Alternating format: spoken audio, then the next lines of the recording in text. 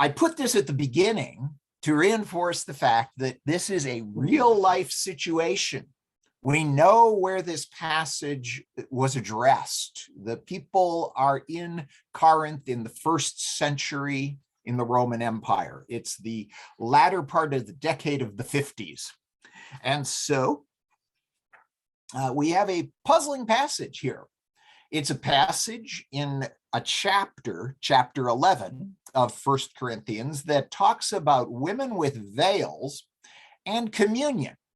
And the second part always seemed to make sense. We take communion to commemorate the Lord's death, but the ladies putting something on their heads always has seemed slightly bizarre to many of us.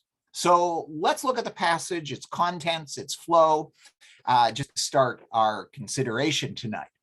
So we're going to be asking about the veil passage. And should you, ladies, wear your veils to church? And what would that look like? And what would that mean? When we get into the passage, you'll see that maybe we ought to retitle it from "Should you wear your veils to church" to "Worship with your heads." And we'll find out why I say that. Let's look at the passage. Starting with 11:2. I praise you for remembering me in everything and for holding to the traditions just as I passed them on to you. But I want you to realize that the head of every man is Christ, and the head of the woman is man, and the head of Christ is God. Paul has evidently taught them certain traditions about the church, and probably, given the context here, the church's worship and witness.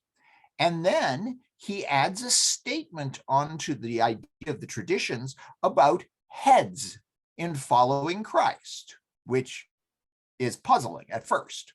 Now it gets more puzzling. Every man who prays or prophesies with his head covered dishonors his head. But every woman who prays or prophesies with her head uncovered dishonors her head. It is the same as having her head shaved. For if a woman does not cover her head, she might as well have her hair cut off. But if it's a disgrace for a woman to have her hair cut off or her head shaved, then she should cover her head. A man ought not to cover his head, since he is the image and glory of God. But woman is the glory of man. For man did not come from woman, but woman from man. Neither was man created for woman, but woman for man. It is for this reason that it is for this reason that a woman ought to have authority over her own head because of the angels. Nevertheless, in the Lord, woman is not independent of man, nor is man independent of woman. For as woman came from man, so also man is born of woman. But everything comes from God. So, having introduced the traditions and the idea of heads, we get a long discussion about participation in worship. It seems that the activities that are open and available to pretty much anyone in the church at Corinth are two. They can pray in the service in public, and they can prophesy. And these are available to both genders. But there is some, to us, mysterious distinction between the ways in which the genders can participate in worship. Evidently, the men were to pray with nothing covering their heads. Women, on the other hand, need to have a covering. Then he reinforces the point. Women can't cover their heads. They might as well shave their head bald if they do that. And the man covering his head seems to offend the creation order, 7-9. Sounds like Paul wants to put women back under authority. But then 10, he links it with angels. Are angels coming to your church services? And are they looking on? And then he returns back to foundation, the creation, the origins of things, 11 and 12. Judge for yourselves. Is it proper for a woman to pray to God with her head uncovered? Does not the very nature of things teach you that if a man has long hair, it is a disgrace to him, but that if a woman has long hair, it is her glory? for long hair is given to her as a covering. If anyone wants to be contentious about this, we have no other practice, nor do the churches of God. So he finishes by broadening the basis for his appeal. He looks to propriety that a woman should cover her head, and nature itself that men ought to have short hair. This all raises a boatload of questions. Why all this talk about heads? And while we're talking about heads, how in the world could you say God the Father is the head of Christ? Why the focus on women's heads and what they wear? Why should women wear something on their heads to church? What's in view and what are they to wear? Doesn't this just introduce something entirely external into our worship? Is Paul a legalist or a hidebound traditionalist? Is Paul an early complementarian or an early patriarchalist? And why would this be proper? Ladies, do you women today feel that you're improper at church if you don't have a hat on? Why would we shave an uncovered female head? What's that going to show? And hold it, what do the angels care about all this anyway? When did they become arbiters of fashion? What's the appeal to nature? Men will feel better with short hair and women with long. Did all the Jesus people with hippie long hair in 1969 into the 70s feel unnatural? I knew a lot of them. I don't think so. I don't think they did. What about women who like a short haircut? And how are we ever going to apply this? What significance can this have for us today? Can we do this in the church? Well, needless to say, this passage has generated tons of discussion. Just a few brief notes on this. The approaches have ranged all over the place, all across the board. Some say this just calls for direct appropriation. Take it as stated, live it out. Women need to get a hat for church. Cover your hair. Others have said this passage is clearly a confirmation of hierarchy, patriarchy. Men are superior and women ought to submit. Beyond what's unique to their day and age, this just reinforces that males are superior and women should do what they say. Others have read the passage, David Garland's commentary, looking at the symmetry, saying it's a sandwich structure, and that's the key really to understanding it, though it doesn't seem like Garland's symmetry, his chiasm, really works very well. Micah Redding suggested that this is a passage in favor of female equality, that Paul believes in equality from God, and the Corinthian women have taken his teaching to heart, and they're openly participating in leading the worship, but they remove their veils, and that's the symbol that they're married. And what he's saying is, look, don't get everybody annoyed at you. Don't anger everyone around you, but we want to still keep your sense of equality. There are people around who'll gossip about what they see if you do this. So don't stir up trouble for yourselves, but keep displaying your equality in a moderated, balanced way. Lucy Pepiat suggested that this passage is actually Paul's response to a group of male patriarchalists in Corinth, that the radically egalitarian Paul is confronting the domineering men of Corinth, saying, you can't have your way. The women are equal with you. And she makes this argument based on thinking that Paul's quoting the men of Corinth and some of their views that keep women down. And he's refuting that. But the Corinthians would understand, they'd recognize, because they know what's been said in their assemblies by these domineering men. So they know when Paul's quoting them and when he's responding to them. And we have to read carefully to sort that out. I think all of these approaches show one basic bottom line. We have to go back to a basic principle of interpretation.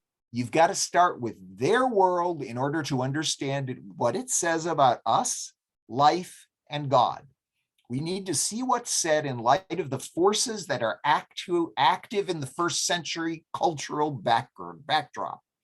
Paul is responding to factors in the Greco-Roman setting of Corinth in the 50s AD. These will mean we'll have to do some reconstructing of the setting, but it's unavoidable. It seems powerfully obvious that something's going on here in relation to the culture. Women wearing something over their head evidently had some real significance in their world. Would not probably have that significance in our world today. Putting something on your head. Wear a hat to church, ladies. What will it signify? Basically nothing today. People will look at you and say, oh, she's wearing a hat. That's a pretty hat. That's a weird hat. That's a red hat. That's a hat with flowers on it. There will be no significant message communicated. But in first century Corinth, there was. The cultural background setting will be what brings clarity. Women's head coverings meant something in the first century AD. What is that, and how do we apply it today? That's what we've got to get to.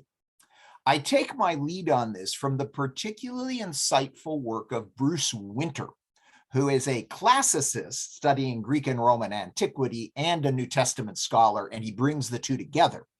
His book, Roman Wives, Roman Widows, and his book, After Paul Left Corinth, both talk about this passage. I've given, if you haven't or are looking at the outline on the last page, I gave you a bibliography with several resources if you want to look and see why we conclude and come to what we conclude in this time together. So let's look at the passage. We start in verses 2 and 3 with a vital tradition. I praise you for remembering me in everything and holding on to the traditions just as I pass them on to you. He introduces this with a praise for their attentiveness to what he taught them.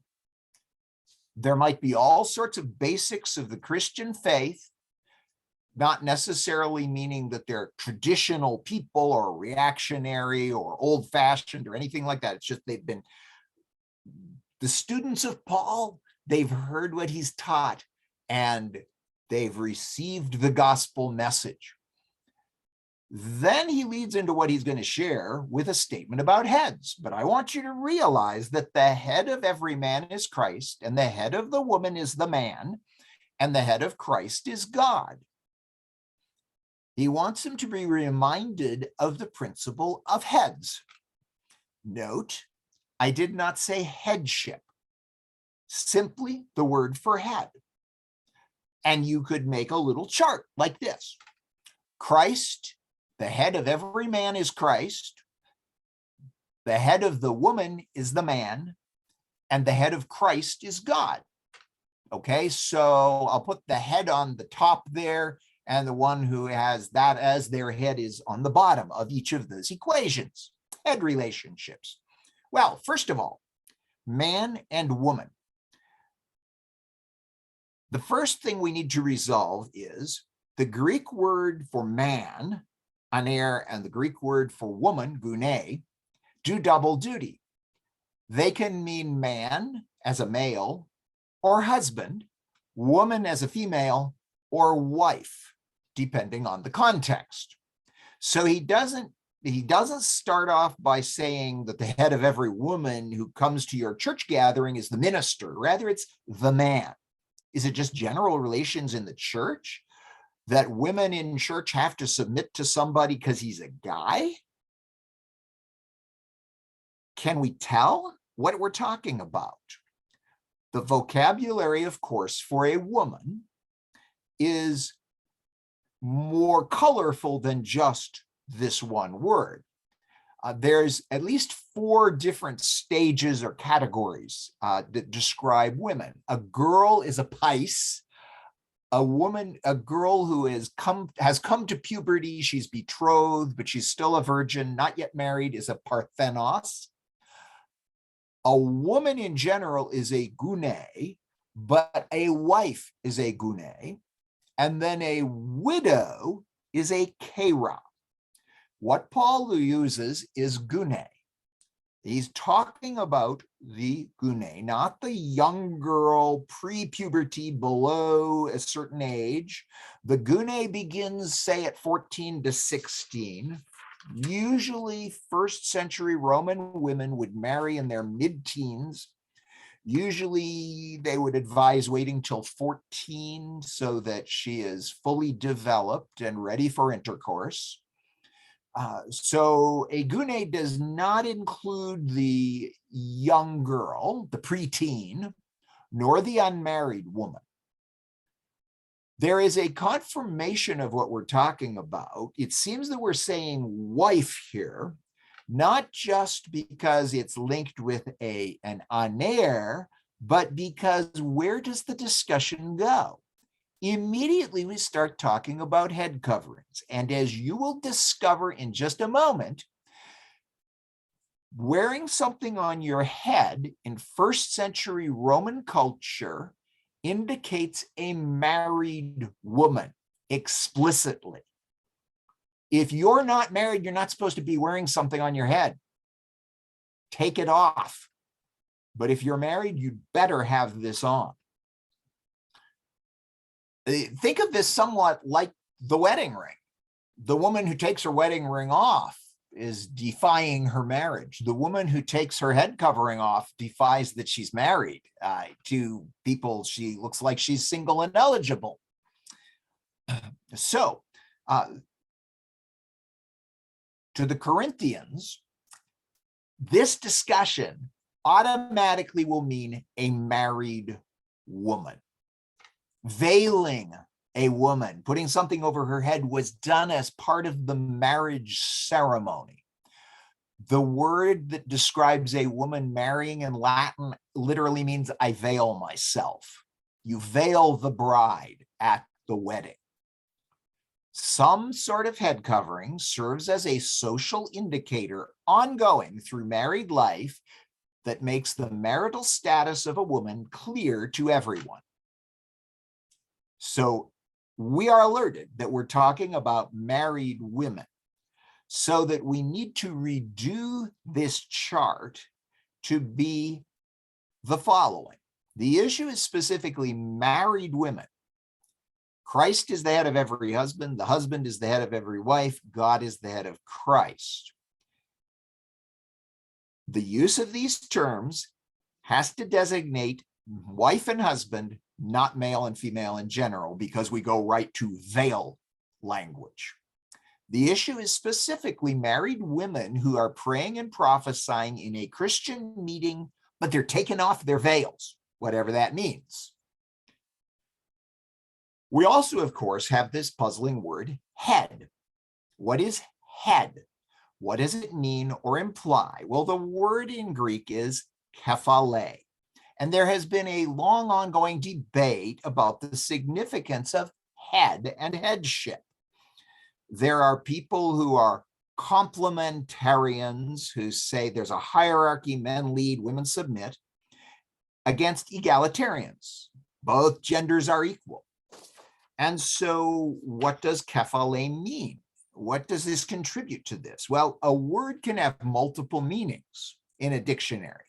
The meaning is determined by the context, what is intended in that specific passage. The complementarian meaning is we read kephale as head as authority. The focus then is who's in charge. Christ is the boss of every man, the husband is the boss of the wife, and God is the boss of Christ. The woman should submit then to the man, her head, who takes the position of leadership for which he was designed. There are some issues to raise with this, however. It says that Christ is the authority over every man. But wait, isn't Jesus Christ the authority over every woman who's married too? Would this imply Christ is not a direct authority over a married woman? But only Jesus Christ is a mediator between us and God. The woman does not come to God through her husband. What in the world would it mean that God is the boss of Christ. Some have tried to read this as Jesus on earth. He allows the Father's omniscience, but when he throws off the limits of humanity at the ascension and goes back to heaven, he doesn't need to. But it doesn't really delimit it to Jesus incarnate on earth. Many say this reflects an eternal subordination in the Trinity.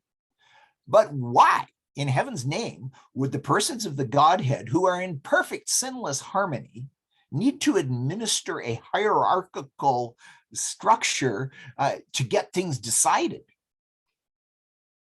Isn't this odd and unnecessary? I think so. If we take this authority as the meaning of head, we have the man leading, the woman submitting, but it seems asymmetric in the other two relationships. The egalitarian reading sees the word kephale in the sense of a headwaters, a fountainhead. It's a source.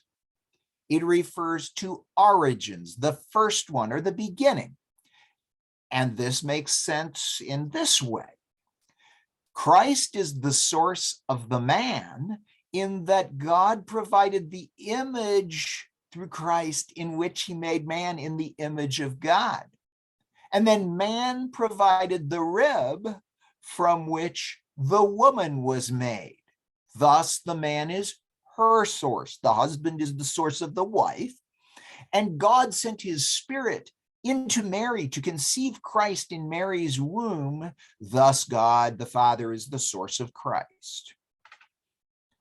All very nice, but it raises some questions. Isn't Christ the source of the woman in the same way that he is the source of the man? Women are in the image of God as well. We cannot lose that. Is the man the source of Eve, or is the dust from the ground the source? We share that dirt person identity as humans. If we want to see the incarnation in that last relationship, that's great, but then isn't Mary equally the source of Jesus? And the occurrence of many instances of this source meaning are debated. Now, it's going to have a meaning determined by where it's used, by the particular passage.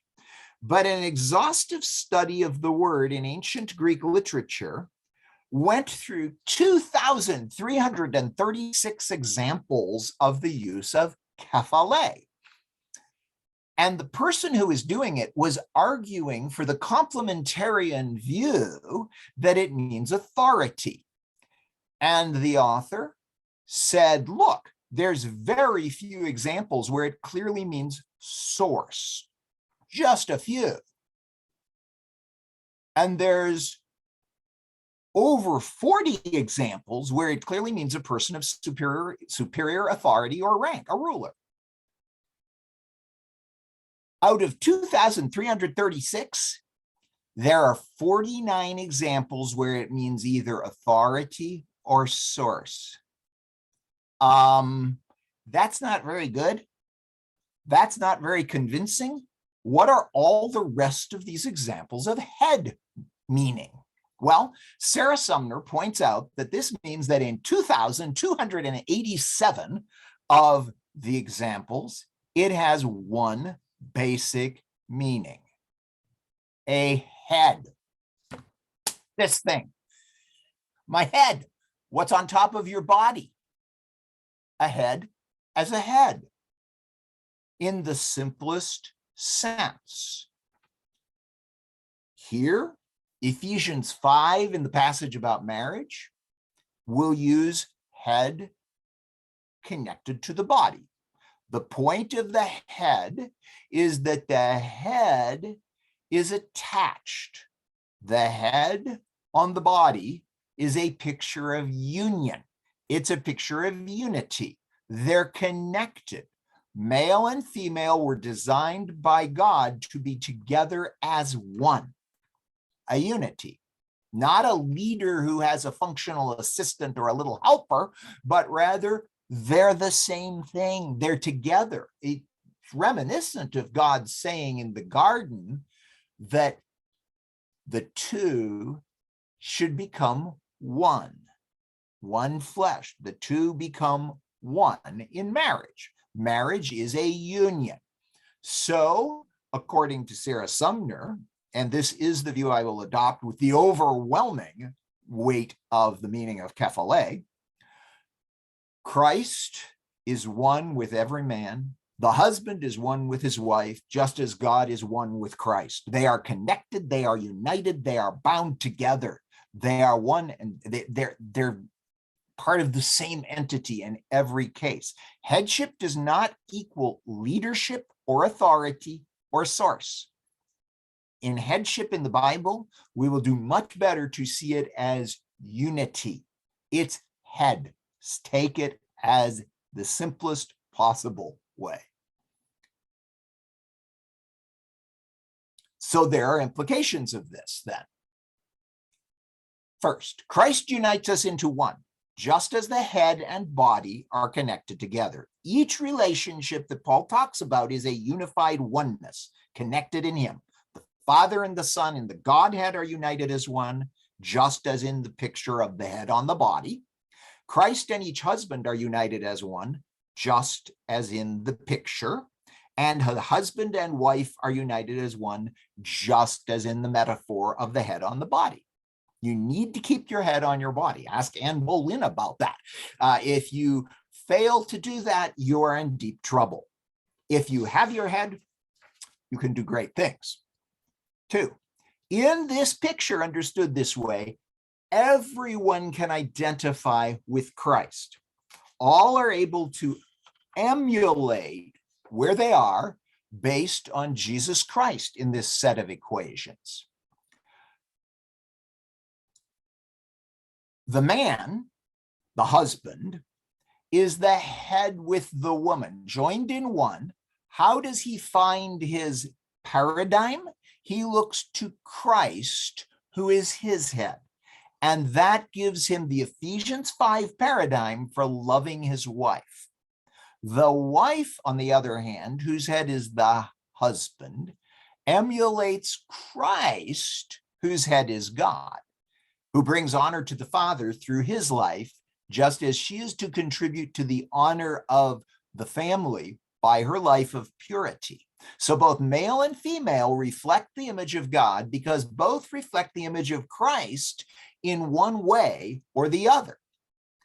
Linked with this, one partner in each pair is visible in a way that adds honor or disgrace to the other partner. Note that the member of each pair who is under the head is either more visible or their visibility augments the honor of the head or detracts from it. The head is the symbol of the honor of the unit comprised by both.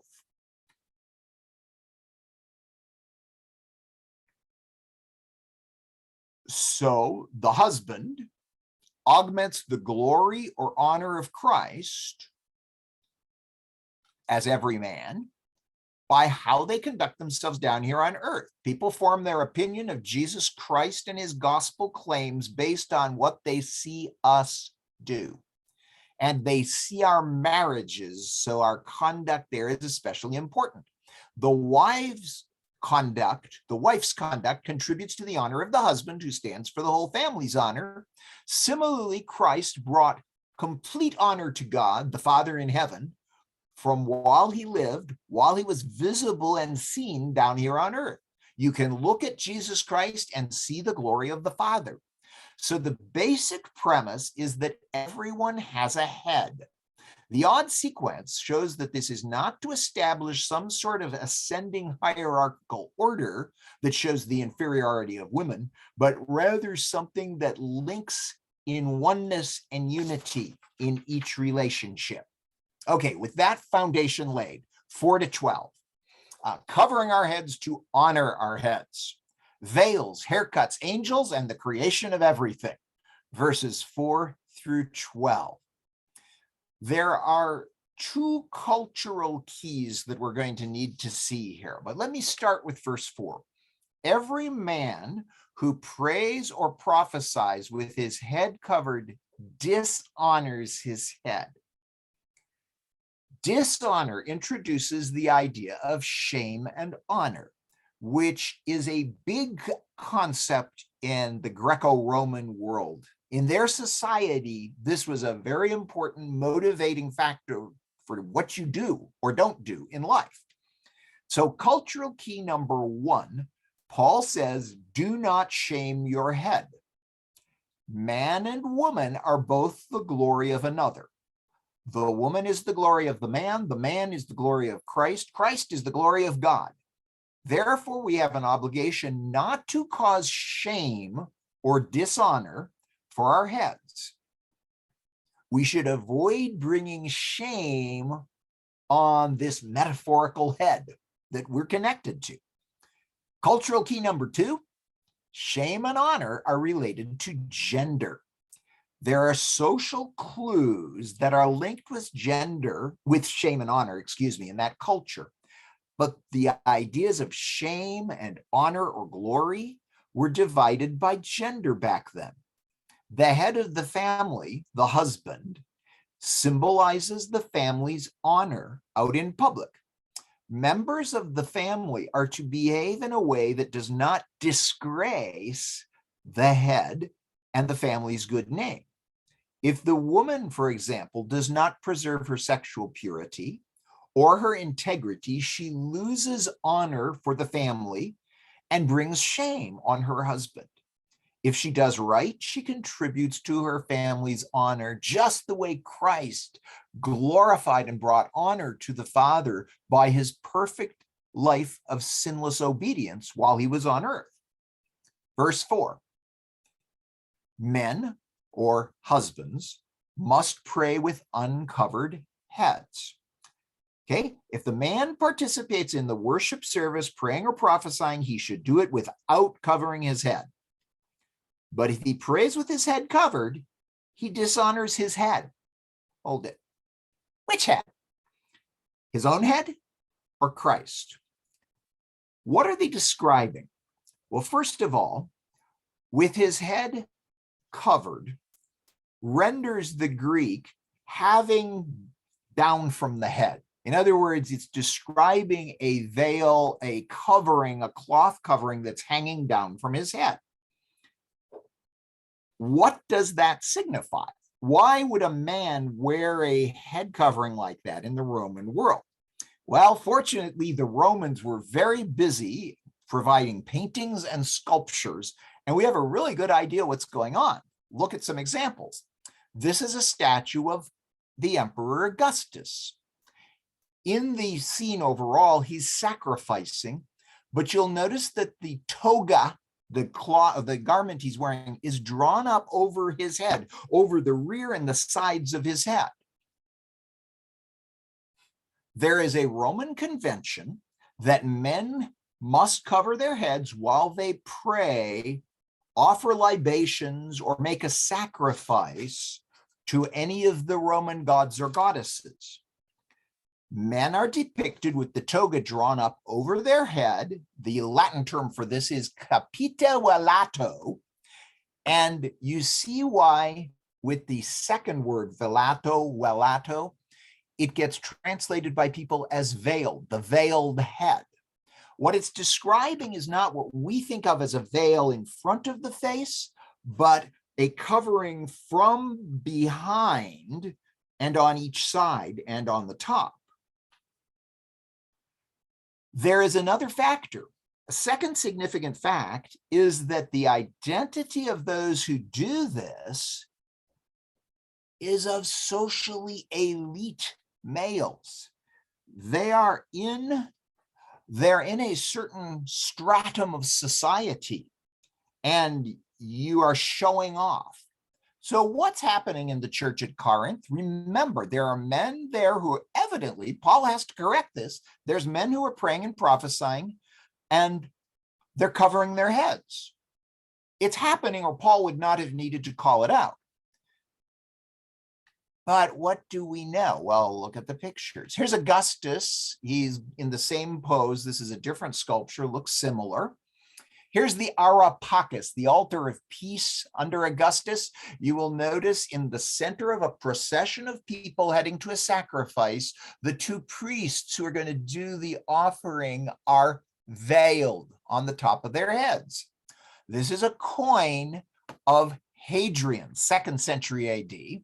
It has a nice side view of his face, and then on the other side, he is sacrificing to a god at a little tripod, a little tiny altar stand. But what is happening with his head? It's covered. He's veiled.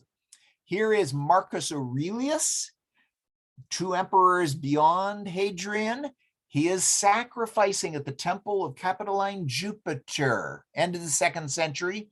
And look closely, he's got his head veiled. Early 3rd century, Septimius Severus and his wife Julia Domna are sacrificing. Again, look at his head. And priestesses also needed to come to worship and sacrifice with their head covered. Here's from Antalya, from Perge in Turkey, a priestess. And as she ministers, as she serves there, she also has her head covered in the same way.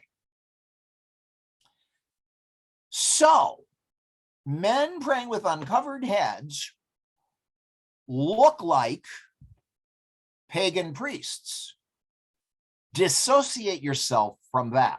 That's the first thing Paul wants to make sure. We are not worshiping Jupiter or Aphrodite or Hera or Heracles. We're not worshiping any of those gods. We are worshiping the one true God. He doesn't have an idol. He doesn't have a figure that you can see.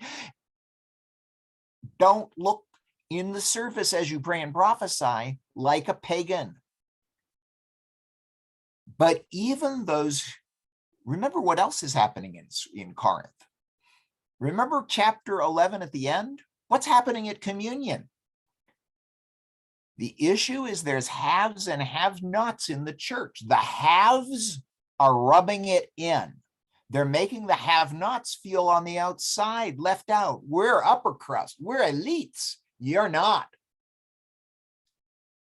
But Paul says, guys, don't identify yourself with pagan priests and don't try to flaunt your social status.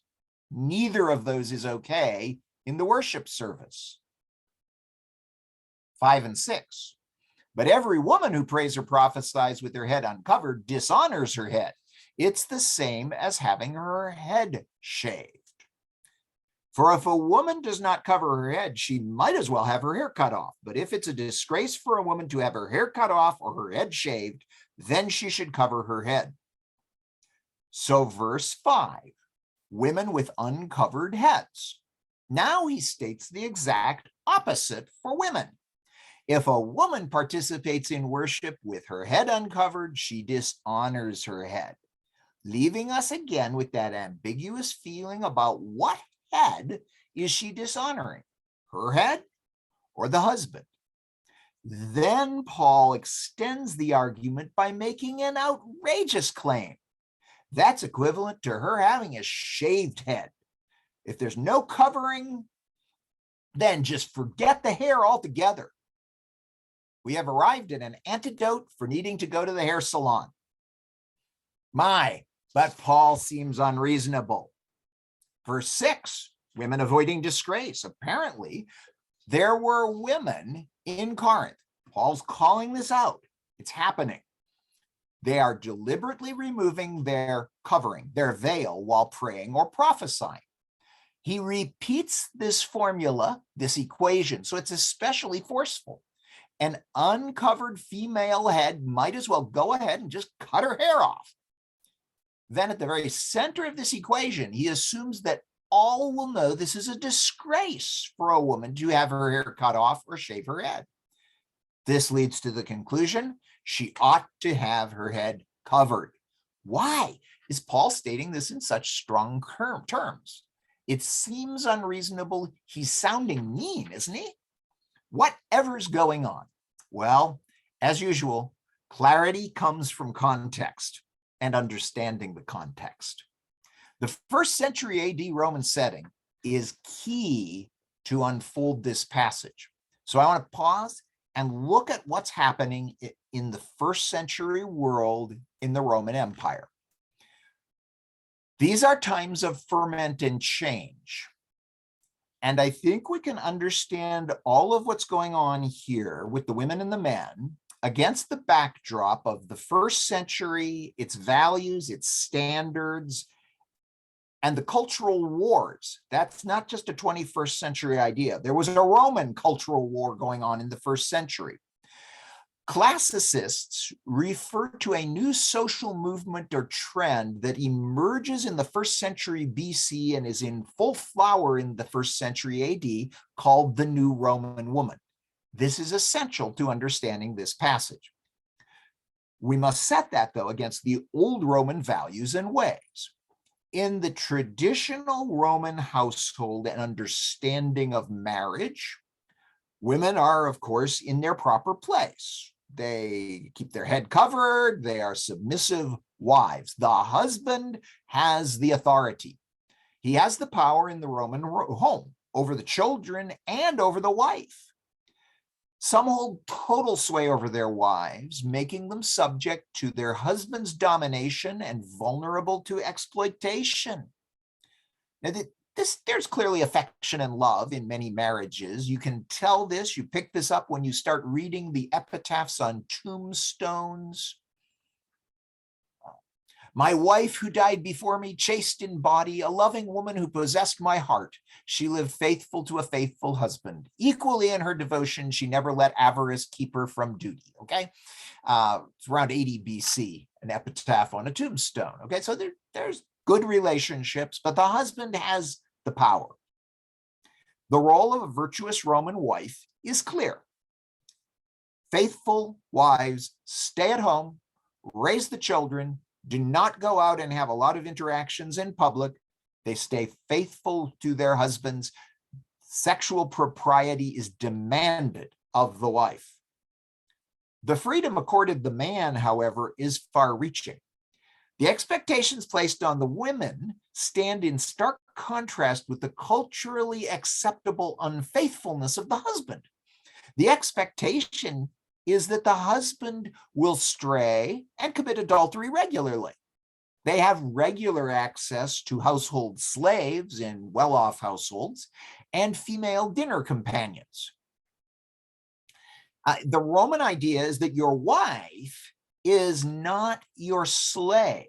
And if you're the head of the household, you could just force yourself on a slave, nor a foreign woman, nor a hetaira, one of these freed women who ply their charms during banquets.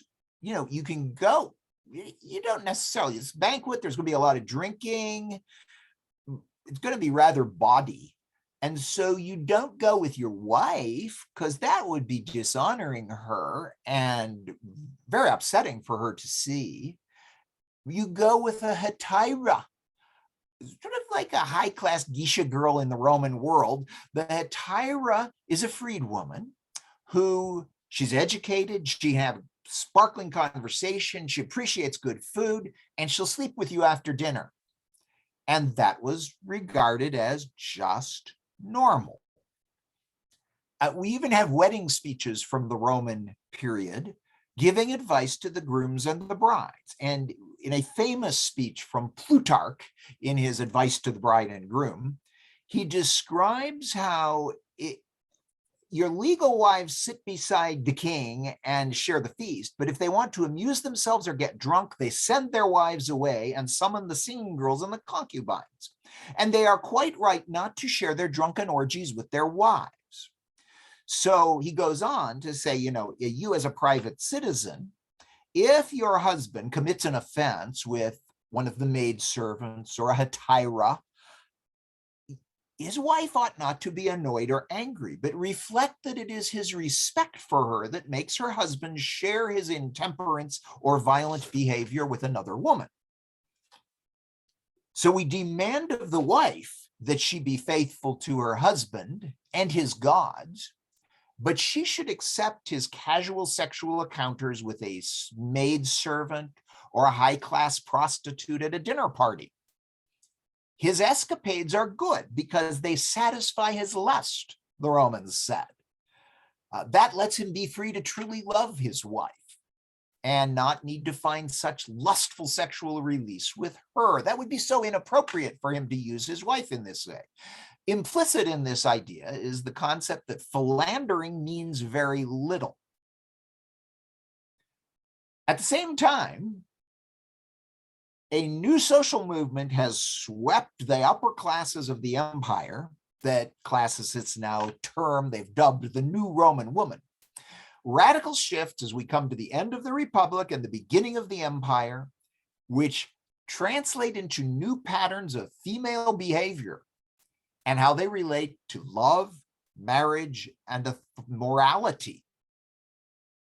And I think this is going to provide the setting in life for many of Paul's most perplexing statements about women. There's a new kind of woman, a woman in high position who claims for herself the same indulgence in sexuality that has been assumed for her husband.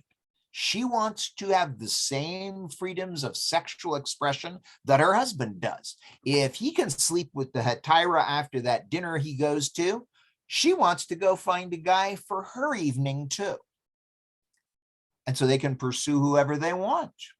There are major changes in society that are impacting women and their mobility. There is traceable from documents, whether financial documents or legal documents, a growing financial independence for married women even. A woman can now divorce her husband, which was not the case before. They're out in the public domain more frequently and readily. They're gaining social freedom. They've revolted against inequitable values that were accepted and traditional. They adopt a brave new ethic. They begin to compete for the men against those hetairae and the prostitutes. They're deciding for themselves what kind of social occasion they enjoyed and wanted to be out and going to. We get glimpses of glamorous and assertive women who live a life of parties and self-gratification and choose their own lovers. The stereotype of the virtuous Roman wife is still in place. Many are still faithful and temperate, and as you will find, the Roman official message wants to reinforce this dramatically and unendingly, keeps reinforcing this. Okay, so you have the avant-garde having an unsettling influence on the status quo. A new type of woman emerges in the 1st century BC, 1st century AD. And the evidence for this new Roman woman is actually fairly significant. Propaganda, Roman propaganda. We know that the Romans used sophisticated forms of propaganda to communicate their values. Culture wars before our era here. We have statues, we have coins that depict women who are looking the way they're supposed to. They're good wives. For example, this is a statue of Regilla, the wife of the sophist philosopher Herodes Atticus. And the personage of Regilla is in several statues. This one with the head on the left is more complete, obviously. But there's even literary comments about how the statue of Regilla enshrines her virtues as a traditional Roman wife. The evidence, not just from propaganda, is joined by contemporary writers. And there is so much of this describing a writer like Sallust, who takes a woman 10 years his senior to be his mistress. This woman was described by Cicero as a woman not just noble, but notorious.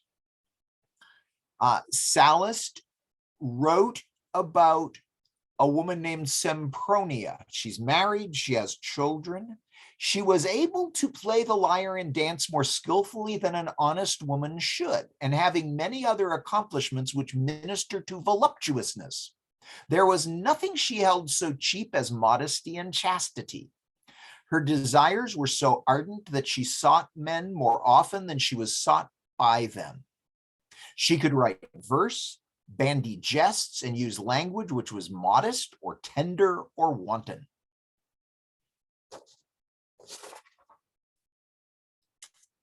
The philosophers, the philosophical schools talk about how to live. And when you read this, you realize there are many others beyond the Jesus movement who advocate a view of faithful integrity in a marriage, in contrast to what's going on in the culture around. But the philosophers have to bring this out in much more depth because of what's happening around them. There are discussions of the virtues of women. Seneca writes to his mother, unlike the great majority of women, you never succumb to immorality. There are letters about the virtues of being a modest wife sent from a philosopher to a woman. There are exhortations in general for being pure and faithful.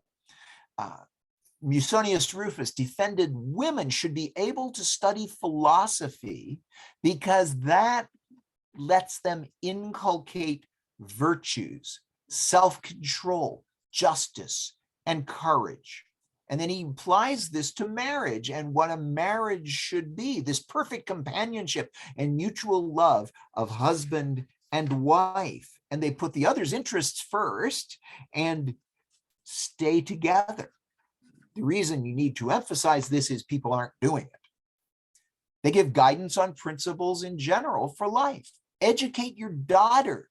All the virtues are necessary for both your little girls and your little boys. They would counter fornication, adultery, illicit affairs.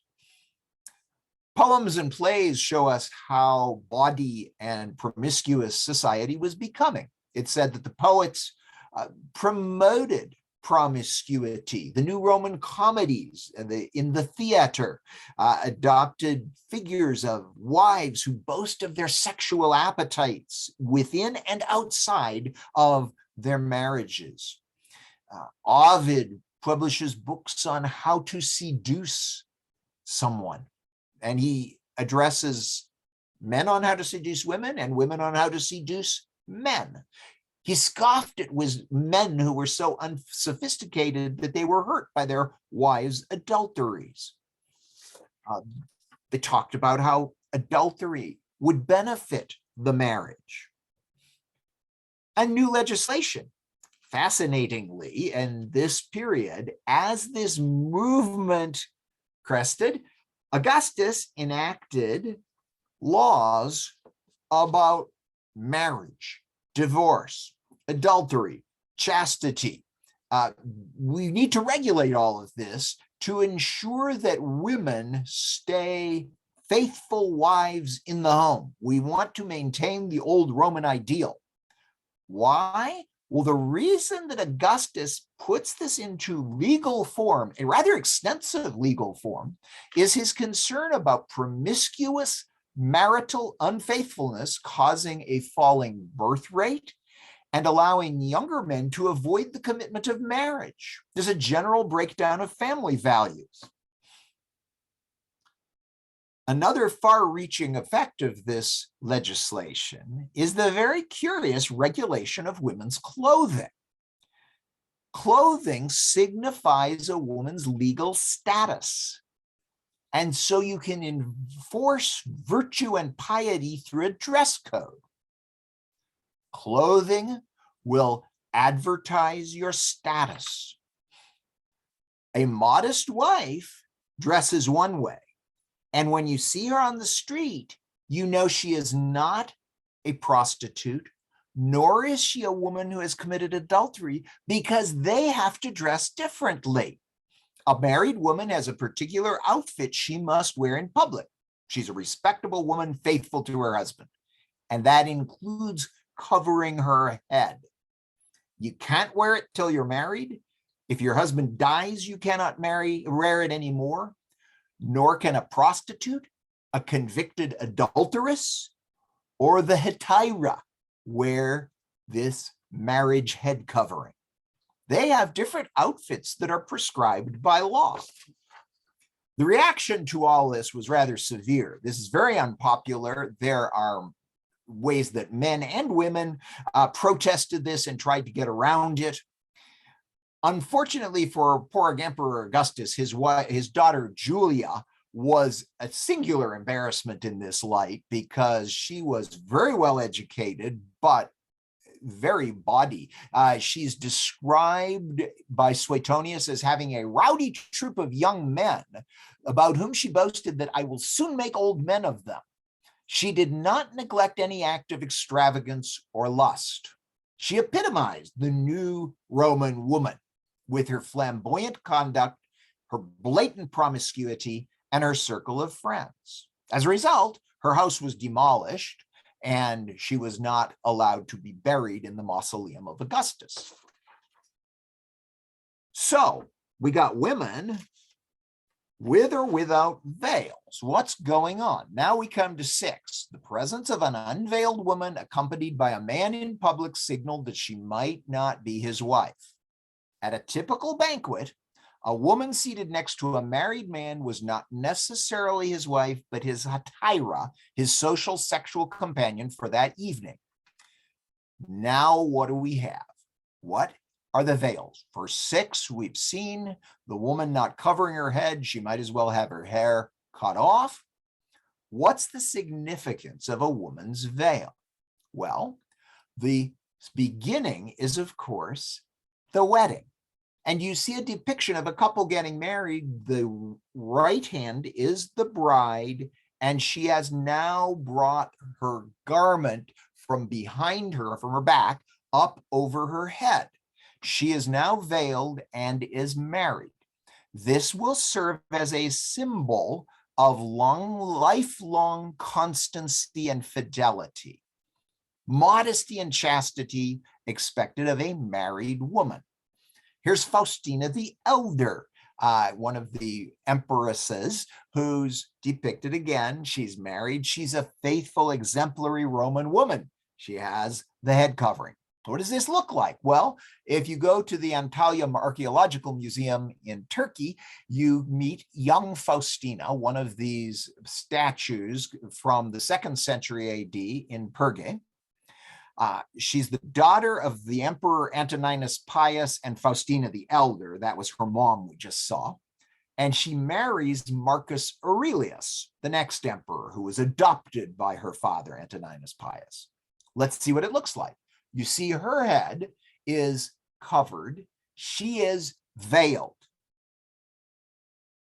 And because of the way this is set at the museum, you can walk around it. So I went behind it to give you a full 360 view of what we're looking at. So there you can see that it is a covering. It is part of her clothing. She brings it up over the side and the rear of her head and onto the top. That's what we're talking about. That is the married woman's veil. Would be a Sabina, another woman in the royal imperial family. Again, she has the veil. In Herculaneum, preserved by Vesuvius, there are 2 women. One is on the left, she has the veil. The other is on the right with no veil and a slightly more guarded stance. The woman on the left is married. The woman on the right is the unmarried, still single woman. This also distinguishes the married woman, not just from the woman who has not married yet, single, or the widow. It also distinguishes her from the immodest woman, whether the prostitute or the hetaira, who wear clothes of a different uniform.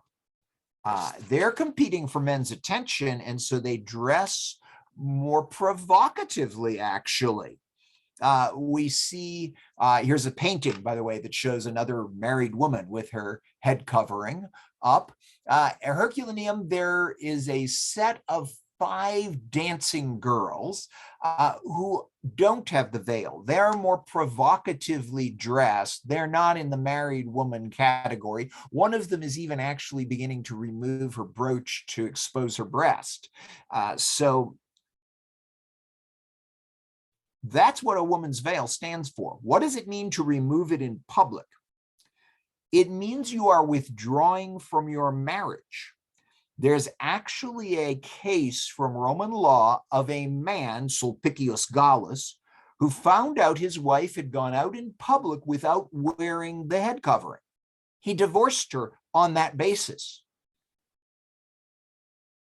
The vocabulary used is significant. Actually, the way Paul crafts the words in Greek suggests that you need to make a deliberate choice. It's very strong wording. The people who are taking their veils off are doing it deliberately and defiantly in front of the congregation, and the ones who are going to keep them on need to be very deliberate and determined that they're going to keep them on. Couple this with the significance of a woman's hair. Many husbands expect the wife to cover their heads so that the beauty of their hair is preserved for the husband. Any part of the woman's body being exposed to the gaze of men might imply seduction.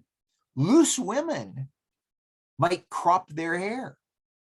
Uncovered hair would invite male attention and becomes a prime object in their thought for male lust. Once married, you cover your hair so that you keep your beauty for your husband. The significance of haircuts. For if a woman does not cover her head, she might as well have her hair cut off. That's startling. Part of the punishment for adultery is to cut the offender's hair. Paul equates not wearing this head covering veil with the social stigma of being a publicly exposed, punished prostitute or adulteress, reduced to the status of a prostitute. So the women in Corinth are parading around like one of the Roman new women. And we know from this period, just a few quick pictures of sculptures just to show you that they spent a lot of time and energy and effort on their hairstyles. Here's Julia Domna. You can see her hair is nicely styled, though she's got the covering, but there's been great care taken. Plancia Magna also has a very nice hairstyle. And here's a woman without the covering who has quite the hairdo. Again, a statue from Perga, 2nd century AD.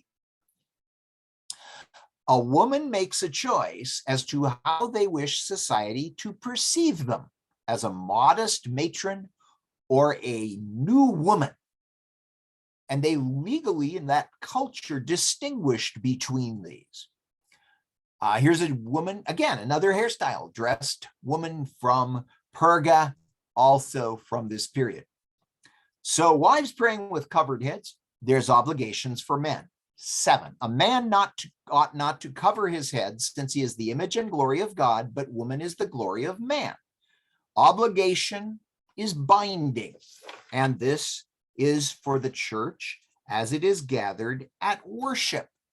So we go back to our chart of the 3 relationships. Men ought not to veil their heads, because a man reflects the glory and image of God, as in verse 4. Men are to augment Christ's glory, which reflects and points back to God. Similarly, the woman honors the man. Verse 7b, but the woman is the glory of man. So seeing her, remember, we're in a worship service. What's the bottom line? Why do you go to church? You should go to church to reflect on and worship God, not the people around you. So women cover their heads because she is united as one with her husband. If you see her, it makes you think of her husband, but I'm not supposed to be thinking of your husband. So cover your heads. So the metaphor makes sense in the 1st century. It wouldn't in our time. 8 and 9. He relates it all back to Genesis and the origins. For man did not come from woman, but woman from man. Neither was man created for woman, but woman for man. So he sets up the two. Woman came from man. In the garden, God took the rib or the side out of the man and formed the woman, not vice versa. And in the garden, the woman was created for the man.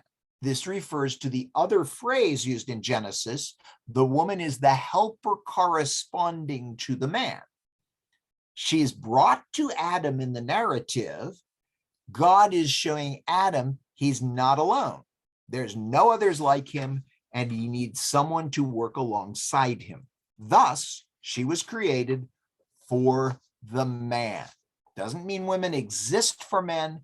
It is a reference to a very specific sequence in a story in Genesis 2, a one-time event at a particular moment in the far distant reaches of prehistory. You'll look at her and you see the product of God's surgical procedure on Adam, and you see the two working side by side. But there are obligations for women too. It is for this reason that a woman ought to have authority over her own head, because of the angels. Now he sums this up, but it doesn't make it better. Here we have her obligation. She ought to, this sense of oughtness that Paul brings here. Her obligation is that she has a sign indicating marriage on her head. Authority seems to be referring to this head covering. The woman is obligated to wear on her head that which signifies to everyone that she is married. But why does it signify that to the angels? Well, the word here is capable of two different meanings, and we'll see what those are in a second. Couple this with what I'd alluded to, that in the law, they had set up rules for what women in different statuses could wear. And to follow through on it, there's actually an office, the gynaikonomoi, which translates to the controller of women, whose job in Roman society of the first century is to be a magistrate who gives civic surveillance of the women. They enforce the Roman laws. Women are not to have excessive spending on clothing or display. They can't compete in their display of wealth. We want married women all to have their head coverings on so that we know that they're chaste and faithful to their husbands. The status dress differences have to be reflected in the dress codes. Wives versus unmarried. Free women versus slaves, respectable wives contrasted with adulterers, contrasted with prostitutes. The gynaikonomos has the power to confiscate a woman's clothing, impose fines on her, or restrict her conduct.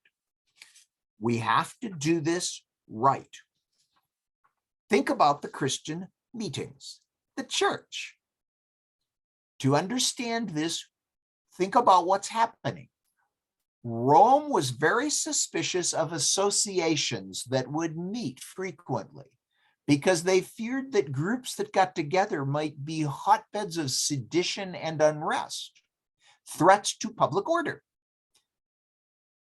The Christians meet weekly in a home. It looks suspicious to the Romans. And they say it's a religious gathering, but they've got no statues of their gods, which is even more suspicious in Roman culture. But the houses in which they meet had main rooms or courtyards that were accessible from the street. You come from the entrance right into the vestibule. And so an outsider could easily stand there and look at or come right on into the service, whether they're interested in the message or due to suspicion to carry a report back to an authority who distrusts the Christians. From Paul's instructions, it's clear that the women are praying and prophesying in public in the church meetings.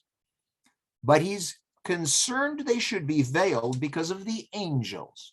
Now, an angel can mean a heavenly being sent from God, but the word angelos also just means a messenger.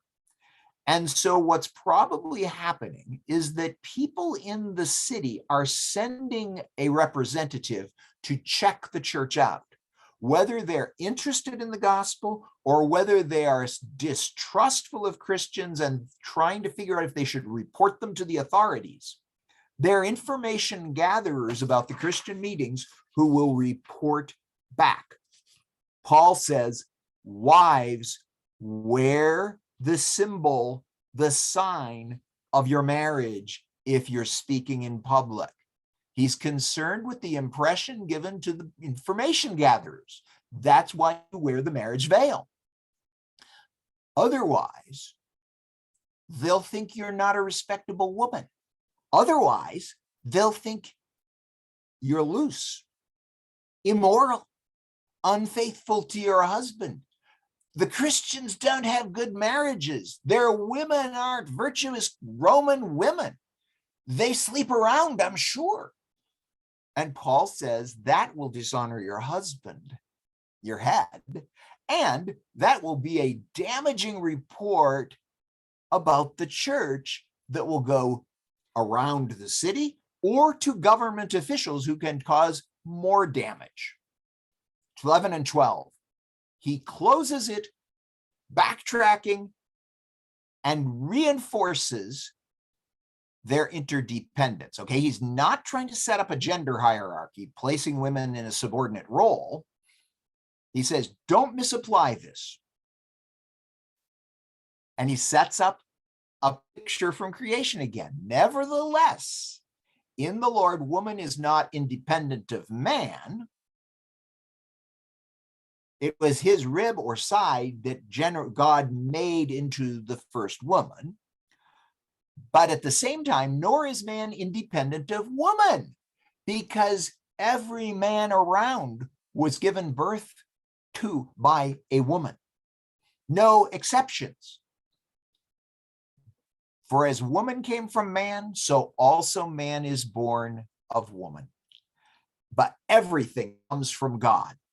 The context is worship. What's the point of worship? You worship so you can see God.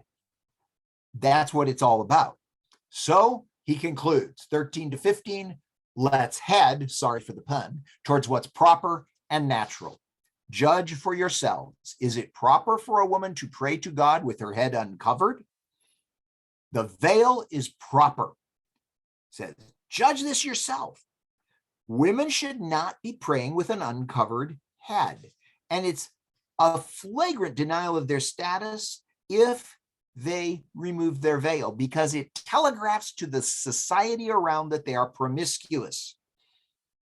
So he says, think about, evaluate how this appears. It's a matter of decorum. The answer is no. It's not proper for a woman to pray with her head uncovered. Then he goes to the analogy of male-female hair and finishes his argument. First century standards. Does not the very nature of things teach you that if a man has long hair, it's a disgrace to him, but that if a woman has long hair, it is her glory, for long hair is given to her as a covering. He uses an argument that was common in philosophy and moral advice of the time, that you should, that the natural nature teaches you certain things. Roman custom and nature decreed that men have shorter hair than women. There's no length given, just there's a difference.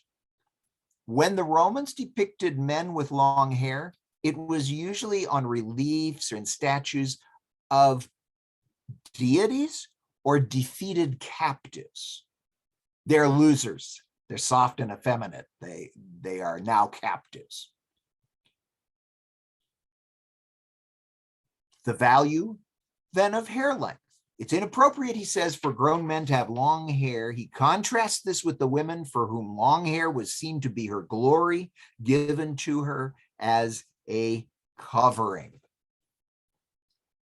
Societal conventions are the place he appeals to maintain the witness of the church. And says finally, 16, if anyone wants to be contentious about this, we have no other practice, nor do the churches of God. Fighting is a typical symptom of what happens in Corinth.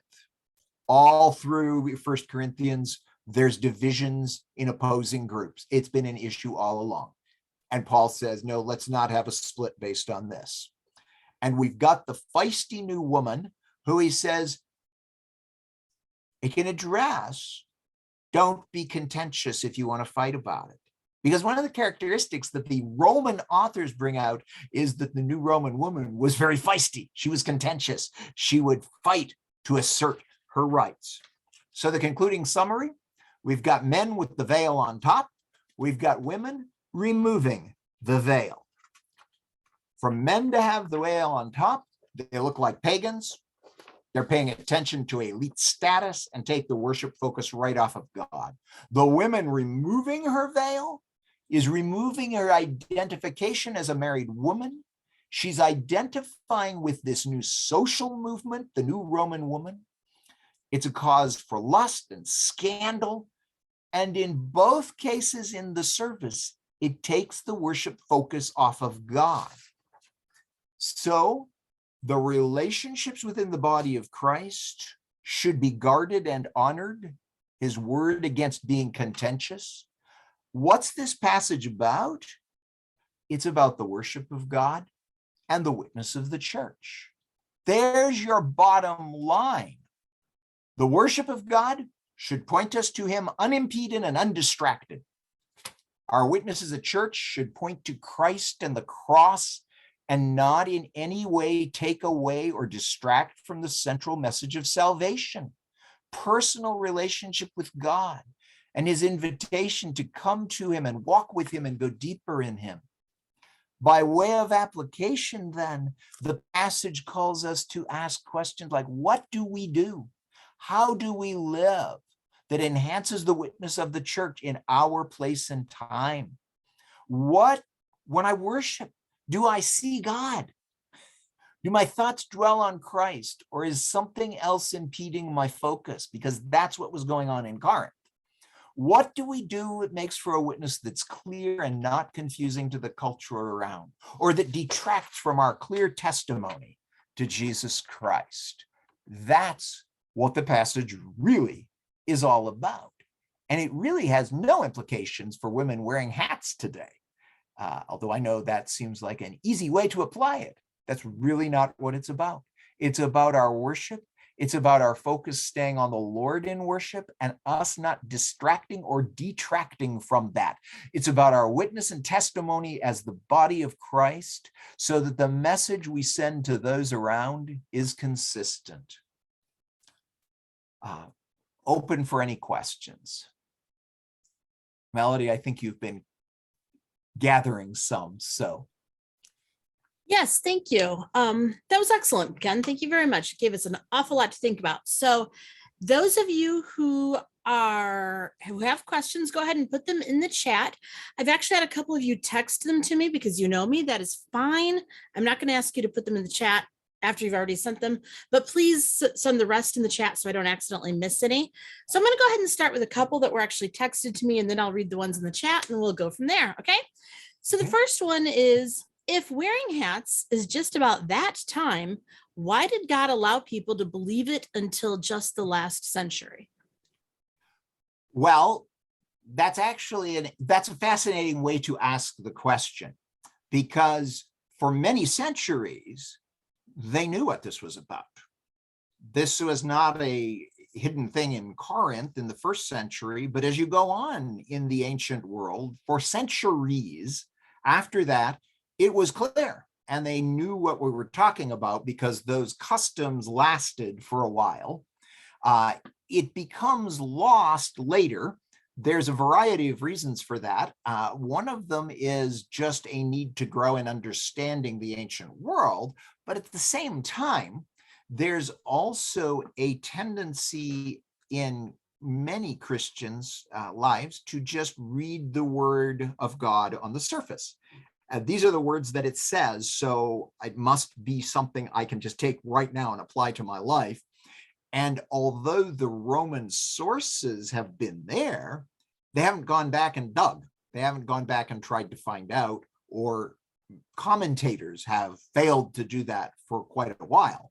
But that's not the fact that it's not that it wasn't there and it wasn't accessible. So I think it actually was. And even in reading it without knowing that, I would look at this passage and go, there's actually enough here to let me know there's something going on that is in that culture meaningful.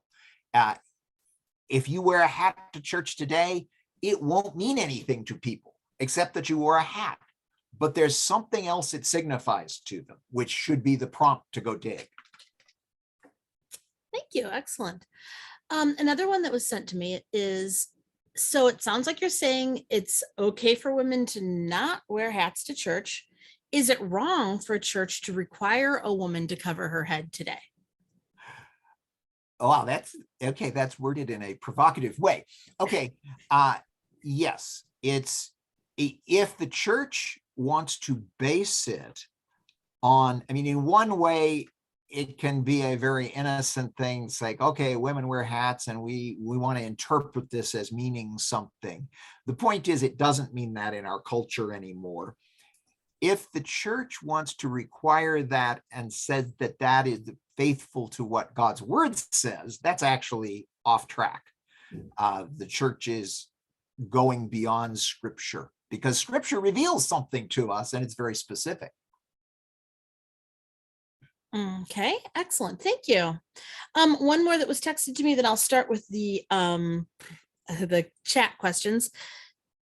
And I think you may have already answered this, but I'm going to repeat it anyway. Could having an uncovered head at that time be the same as dressing immodestly today? Or could covering your head be like dressing modestly to go to church today? Maybe. I guess I just want to qualify that answer a little bit. Yeah, there's a parallel. I see it, but at the same time, there's more here. Because it's not merely women's choice of clothing. If what you wear is your wedding ring, that's a lot more than what your choice of what to wear is today. There's more signified. So in one way, it was of even weightier significance back then. And I would be very careful about coming up with regulations for women on what kind of dresses they can wear or not wear coming to church based on this passage, because this passage isn't about that. It's not about clothing regulations. It's about the witness of the church. And it's about the purity of our worship being focused on the Lord. And to apply the passage, I have to go to what is it that's distracting me from thinking about the Lord when I come to church? Or what is it that compromises the testimony of the church? And today it's less likely to be what women wear. Might be a church fight between factions in a church and people finding out about that. That may be the application of this passage in many cases. Excellent. Thank you. Okay, here's one. If they knew these clothing rules, why would the women in the Corinthian church have been removing their veils? It's a great question. The women are removing their veils because they're making some sort of statement.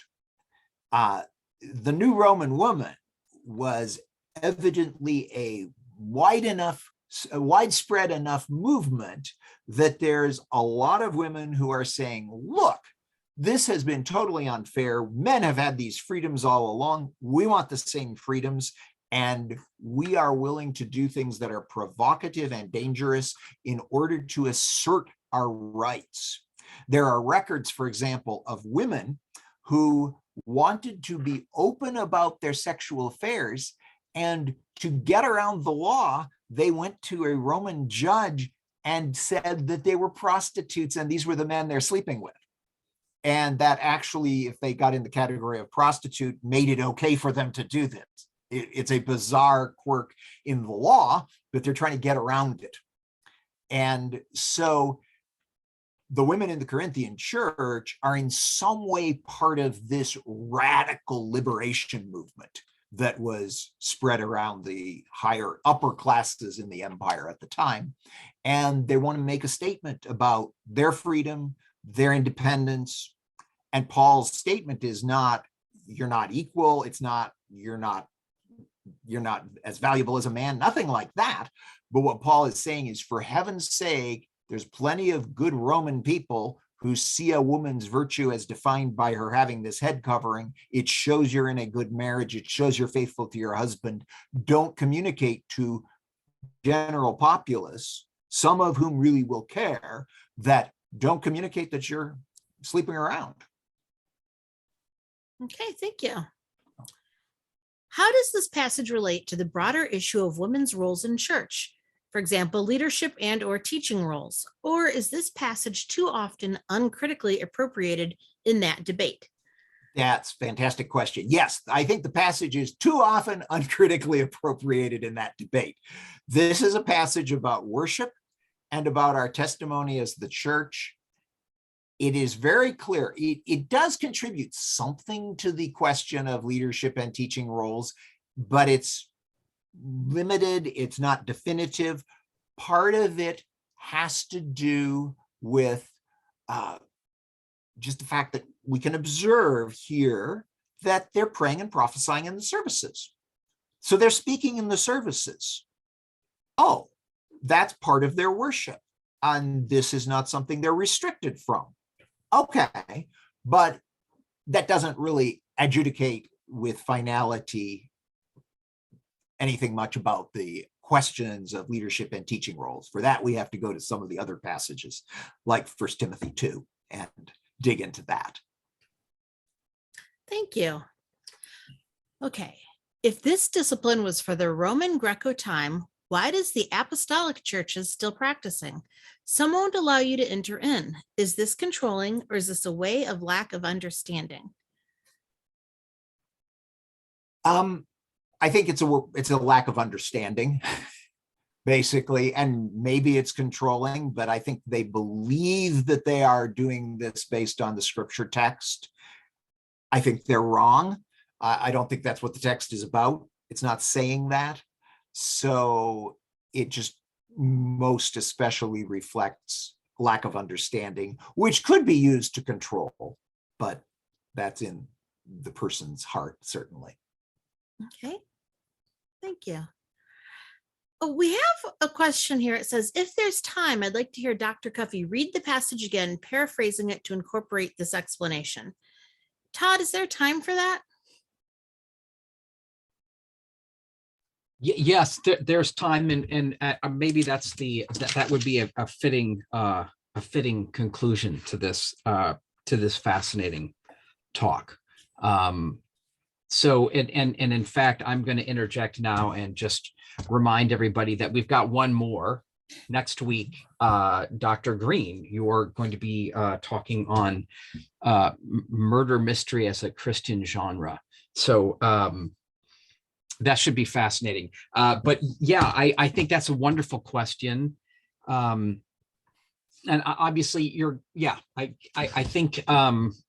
I think that would be a very fitting and appropriate way to sum up what has been an extremely jam-packed, informative talk. So yeah, go ahead, Ken, give it your best shot. And then thank you everybody for coming. Yes, thank you all for coming. I will give a shot at reading it. I will try to figure out how to paraphrase this in a way that brings it out carefully here and clearly. Starting with verse 2. I praise you for remembering me in everything and for holding on to the traditions just as I passed them on to you. But I want to establish a principle about heads as we start. The head of every man is Christ, The head of every woman, the woman is the wife is the husband, and the head of Christ is God. Every man who prays or prophesies with his head covered like a pagan priest and an elite dishonors his head. But because it's keeping people from thinking about God in the service. Every woman who prays or prophesies with her head uncovered dishonors her husband, because it shows she's taken off her sign of marriage. She threw her wedding ring away. We're paraphrasing here. It's the same as having her head shaved and sleeping around. For if a woman does not cover her head as the sign that she is faithfully in a good marriage, she might as well have her hair cut off like a prostitute. But if it's a disgrace for a woman to have her hair cut off or her head shaved looking like a slut, then she should cover her head and look like a married woman. She should keep her wedding ring on when she goes out in public. A man ought not to cover his head at church because he reflects the glory of God. He's the image and glory of God. But woman should have her head covered because she's the glory of man, and we don't need to see the husbands. We need to see God when we're at church. For man did not come from the woman, but woman from the side or the rib of the man, back in Genesis in the garden. Neither was man created for the woman, but woman is the helper corresponding to the man, because the man couldn't do the garden all by himself. And so God knew he needed somebody working alongside him. So woman was brought to the man. It is for this reason that a woman ought to have a reminder of her being in a marriage, this sign that covers her head, because of the messengers who may go back and inform other people, thinking that these women are promiscuous sluts who are not faithful to their husbands, and the Christians are just sleeping around and having an orgy. And they might inform the Roman government, and then we're really going to have problems. Nevertheless, in the Lord, woman is not independent of man, nor is man independent of woman. For as woman was made by God from the rib/side of the man, so also every single guy here was born from a woman. But everything comes from God. Judge for yourselves. Is it proper for a woman to pray to God with her head uncovered? Does not the very nature of things teach you that if a man has long hair, it's a disgrace to him, but that if a woman has long hair, it is her glory? For long hair is given to her as a covering, relating, of course, the hair under the veil, which protects the hair for the husband's gaze alone. Long hair is given to her as a covering, which is covered by the covering of the veil. If anyone wants to fight about this, we have no other practice, nor do the churches of God. That's not befitting for us as followers of Jesus. We need to discern his voice and listen to him and conduct ourselves in harmony and with a consistent focus on the Lord in our worship, and with a consistent testimony that points people to Jesus Christ and not to our quirks or biases. Amen. All right. Thank you. And the person who posed that question said, wonderful. Thanks. They also said they wanted it in Greek. No, I'm just kidding. That might be easier to do. Yes. Yeah. Thank you, everybody, for coming again. And thank you, Ken, all for a wonderful talk. And we hope to see you all next week for Dr. Green's talk on murder mystery. Thanks. Thanks, everybody. Have a good night. Thanks so much. Take care.